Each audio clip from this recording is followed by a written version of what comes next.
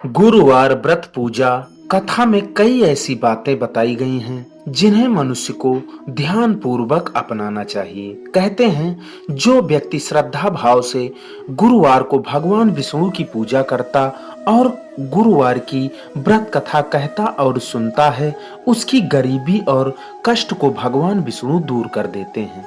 जीवन में सुख समृद्धि के लिए गुरुवार के दिन आप भी इस गुरुवार व्रत कथा को सुने अथवा पढ़ें। प्राचीन समय की बात है, भारतवर्ष में एक राजा राज्य करता था। वह बड़ा प्रतापी और दानी था।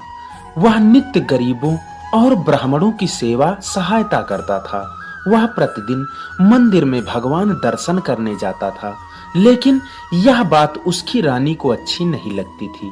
वह न ही पूजन करती थी और न ही दान करने में उसका मन लगता था। एक दिन राजा शिकार खेलने वन को गए हुए थे तो रानी और दासी महल में अकेली थी। उसी समय बृहस्पति देव साधु वेश में राजा के महल में भिक्षा के लिए गए और भिक्षा मांगी तो रानी ने भिक्षा देने से मना कर दिया। रानी ने कहा कि हे साधु महाराज, मैं तो दान पुण्य से तंग आ गई हूँ। इस कार्य के लिए मेरे पतिदेव ही बहुत हैं। अब आप ऐसी कृपा करें कि सारा धन नष्ट हो जाए तथा मैं आराम से रह सकूं। साधु ने कहा, देवी तुम तो बड़ी विचित्र हो। धन और संतान से कौन दुखी होता है? इसकी तो सभी कामना करते हैं। पापी भी पुत्र और धन की इच्छा करते हैं। अगर तुम्हारे पास अधिक धन है तो भूखे मनुष्यों को भोजन कराओ, प्याऊ लगवाओ, ब्राह्मणों को दान दो, कुआं, तालाब, बावड़ी, बाग बगीचे आदि का निर्माण कराओ, मंदिर, पाठशाला, धर्मशाला बनवाकर दान दो, निर्धनों की कुंवारी कन्याओं का विवाह कराओ, साथ ही यज्ञ आदि कर्म करो, अपने धन को शुभ कार्यों में खर्च करो। ऐसे करने से तुम्हारा नाम परलोक में सार्थक होगा एवं स्वर्ग की प्राप्ति होगी। लेकिन रानी पर उपदेश का कोई प्रभाव न पड़ा। वह बोली, महाराज मुझे ऐसे धन की आवश्यकता नहीं जिसको मैं अन्य लोगों को दान दूं, जिसको रखने और संभालने में ही मेरा सारा समय नष्ट हो जाए। अब आप ऐसी कृपा करें कि सारा धन नष्ट हो जाए तथा मैं आराम से रह सकूं। दोस्तों, साधु ने उत्तर दिया, यदि तुम्हारी ऐसी इच्छा है तो जैसा मैं तुम्हें बताता हूं तुम वैसा ही करना।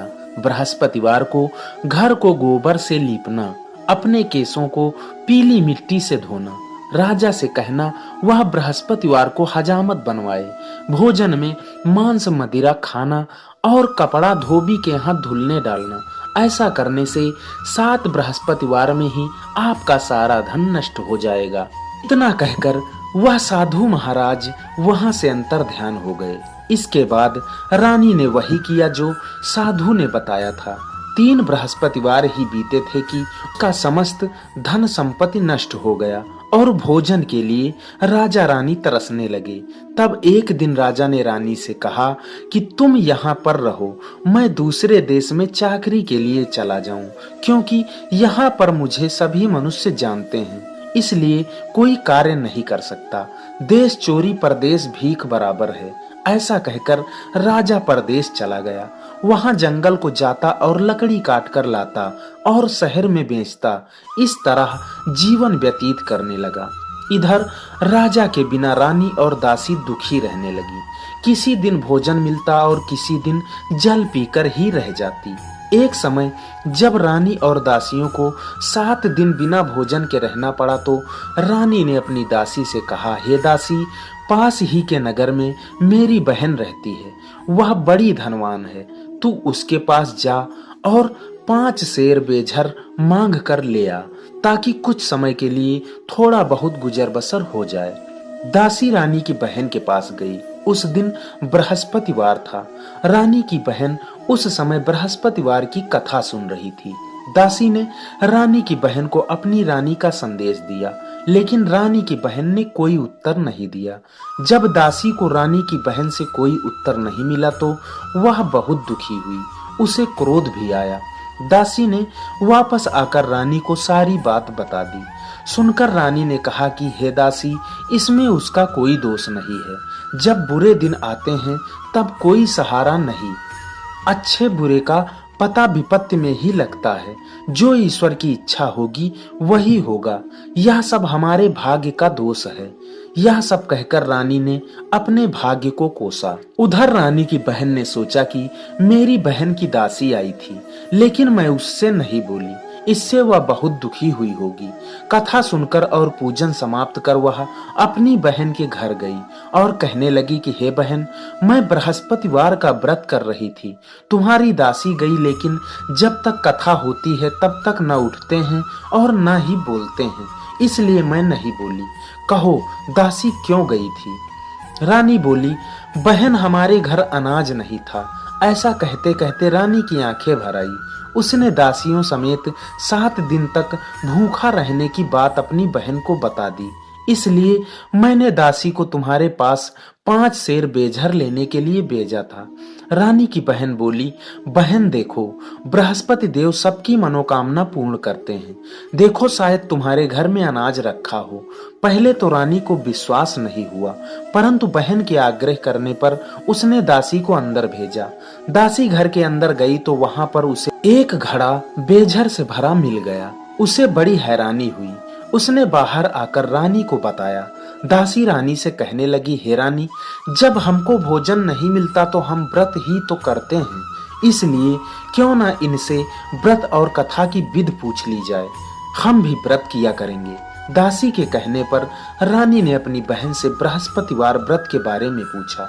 उसकी बहन ने बताया, बृहस्पतिवार के व्रत में चने की दाल, गुड़ और मुनक्का से विष्णु भगवान का केले के वृक्ष की जड़ में पूजन करें तथा दीपक जलाएं और कथा सुनें।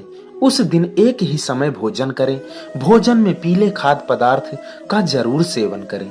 इससे गुरु भगवान प्रसन्न होते हैं, अन्न पुत्र और धन का वरदान देते हैं, साथ ही सभी मनोकामनाएं पूर्ण करते हैं। व्रत और पूजन की विधि बताकर रानी की बहन अपने घर लौट आई। रानी और दासी दोनों ने निश्चय किया कि बृहस्पति देव भगवान का पूजन जरूर करेंगे। 7 रोज बाद जब बृहस्पतिवार आया तो उन्होंने व्रत रखा। घुड़साल में जाकर चना और गुड़ बीन लाई तथा उसकी दाल से केले की जड़ तथा विष्णु भगवान का पूजन किया। अब पीला भोजन कहाँ से लाए? दोनों बड़ी दुखी हुई, परंतु उन्होंने व्रत किया था, इसलिए बृहस्पति देव भगवान प्रसन्न थे।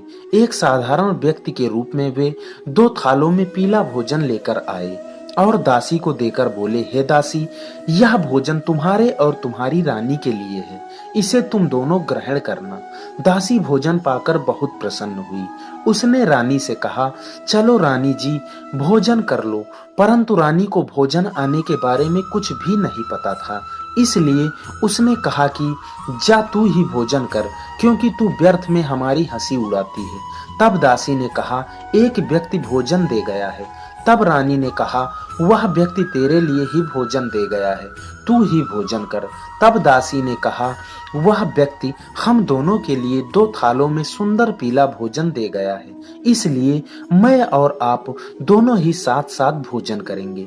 यह सुनकर रानी बहुत प्रसन्न हुई और दोनों ने गुरु भगवान को नमस्कार कर भोजन किया। उसके बाद वे प्रत्येक बृहस्पतिवार को गुरु भगवान का व्रत और पूजन करने लगी। बृहस्पति भगवान की कृपा से उनके पास बहुत सा धन हो गया, लेकिन रानी फिर पहले की तरह आलस्य करने लगी। तब दासी बोली, देखो रानी, तुम पहले भी इस प्रकार आलस्य करती थी, तुम्हें धन के रखने में कष्ट होता था, इस कारण सभी धन नष्ट हो गया था। अब गुरु भगवान की कृपा से धन मिला है तो फिर तुम्हें आलस्य होता है। बड़ी मुसीबतों के बाद हमने यह धन पाया है, इसलिए हमें दान पुण्य करना चाहिए। अब तुम भूखे मनुष्यों को भोजन कराओ, प्याऊ लगवाओ, ब्राह्मणों को दान दो, कुआं, तालाब, बावड़ी और बाग बगीचे आदि का निर्माण कराओ, मंदिर, पाठशाला और धर्मशाला बनवाकर दान दो, निर्धनों की कुंवारी कन्याओं का विवाह कराओ, साथ ही यज्ञ आदि कर्म करो। अपने धन को शुभ कार्यों में खर्च करो, जिससे तुम्हारे कुल का यश बढ़े और स्वर्ग प्राप्त हो और पितर प्रसन्न हो। दासी की बात मानकर रानी शुभ कर्म करने लगी। उसका यश फैलने लगा। एक दिन रानी और दासी आपस में विचार करने लगी कि न जाने राजा किस दशा में होंगे, उनकी कोई खोज खबर भी नहीं है। उन्होंने श्रद्धा पूर्वक बृहस्पति भगवान से प्रार्थना की कि राजा जहां कहीं भी हो शीघ्र वापस आ जाएं। उसी रात्रि को बृहस्पति देव ने राजा को स्वप्न में कहा कि हे राजा, उठ, तेरी रानी तुझको याद करती है, अपने देश को लौट जा। राजा प्रातःकाल उठा और जंगल से लकड़ी काटने के लिए जंगल की ओर चल पड़ा। जंगल से गुजरते हुए विचार करने लगा कि रानी की गलती से उसे कितने दुख भोगने पड़े। राजपाट छोड़कर जंगल में आकर रहना पड़ा। जंगल से लकड़ी काटकर शहर में बेचकर गुजारा करना पड़ा और अपनी दशा को याद करके व्याकुल होने लगा। उसी समय राजा के पास बृहस्पति देव साधु के वेश में आकर बोले, हे लकड़हार, तुम इस सुनसान जंगल में किस चिंता में बैठे हो, मुझे बतलाओ। यह सुन राजा के नेत्रों में झल भर आया। साधु की वंदना कर राजा ने अपनी संपूर्ण कहानी सुना दी। महात्मा दयालु होते हैं। वे राजा से बोले, हे राजा, तुम्हारी पत्नी ने बृहस्पति देव के प्रति अपराध किया था, जिसके कारण तुम्हारी यह दशा हुई। अब तुम चिंता मत करो, भगवान तुम्हें पहले से अधिक धन देंगे। देखो, तुम्हारी पत्नी ने बृहस्पतिवार का व्रत शुरू कर दिया है। अब तुम भी बृहस्पतिवार के व्रत में चने की दाल, गुड़ और मुनक्का से विष्णु भगवान का केले के वृक्ष की जड़ में पूजन करो तथा दीपक जलाकर कथा सुनो। उस दिन एक ही समय भोजन करना, लेकिन भोजन में पीले खाद्य पदार्थ का सेवन जरूर करना। भगवान तुम्हारी सब मनोकामनाओं को पूर्ण करेंगे। साधु की बात सुनकर राजा बोला, हे प्रभु, लकड़ी बेचकर तो इतना पैसा नहीं बचता जिससे भोजन के उपरांत कुछ बचा सकूं। मैंने रात्रि में अपनी रानी को व्याकुल देखा है। मेरे पास कोई साधन नहीं जिससे उसका समाचार जान सकूं। फिर कौन सी कहानी कहूं, यह भी मुझको मालूम नहीं है। साधु ने कहा, हे राजा, मन में बृहस्पति भगवान के पूजन व्रत का निश्चय करो। वे स्वयं तुम्हारे लिए कोई राह बना देंगे। बृहस्पतिवार के दिन रोजाना की तरह लकड़ियां बेचकर लेकर शहर में जाना। तुम्हें रोज से 2 गुना धन मिलेगा, जिससे तुम भली भांति भोजन कर लोगे तथा बृहस्पति देव की पूजा का सामान भी आ जाएगा। राजा ने ऐसा ही किया और उसको मनोवांछित फल की प्राप्ति हुई। इस प्रकार जो भी यह कथा पढ़ता या सुनता है, उसके सभी मनोरथ पूर्ण होते हैं। भगवान विष्णु की कृपा से उसके घर में सभी शुभ मंगल कार्य होते हैं। तो दोस्तों, माताओं, बहनों, आशा करता हूँ कथा आपको पसंद आई होगी।